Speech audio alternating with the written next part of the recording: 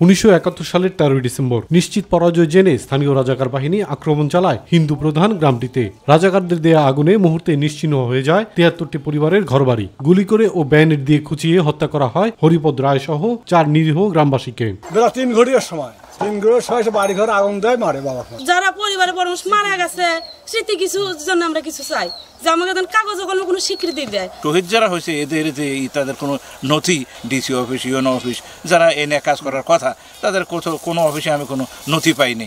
সেদিনের বর্ণনা দিতে গিয়ে শহীদ পরিবারের বড় ছেলে মনোরঞ্জন রায় জানান, দুপুরবেলা হিন্দু নিধন ও তাদের সম্পদ লুট করতে সংঘবদ্ধ আক্রমণ করা হয়। শহীদ হন তার বাবা সহ 4 জন। তারপর লন্ডভন্ড হয়ে যায় তাদের পরিবারও। আমাদের ওখানে 3-4 জনে পাইলো। পাওয়ার পরে ওই আমাদের গাড়ির ফর বাঁধার নিবেদন ছিল, ওই ফরের হাতুর যাচ্ছে সুতার কারে ওই হাতুর দিয়ে মার শুরু করে দিল। সে মাইরে মানে 15-16 জনে ওখানে পেরেছে। বিজয়ের আগ মুহূর্তে প্রাণ হারানো হরিপদ রায়, সোমেশ্বর সিংহ, দীনেশচন্দ্র সিংহ ও পরেশচন্দ্র তালুকদারের আজও মেলেনি শহীদের স্বীকৃতি। তালিকা নেই স্থানীয় মুক্তিযোদ্ধা সংসদেও। 53 বছর চলে গেল, আমাদের এখনো গণহত্যার তালিকাটা হয়নি।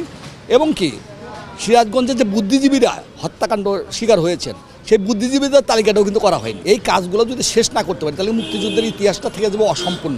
মুক্তিযুদ্ধের সঠিক ইতিহাস রচনায় সকল শহীদদের সম্মান জানাতে সরকারের দ্রুত হস্তক্ষেপ কামনা করেন নিহতদের পরিবারের সদস্যরা ও স্থানীয় জনগণ। ইলিয়াস কমল, মাই টিভি।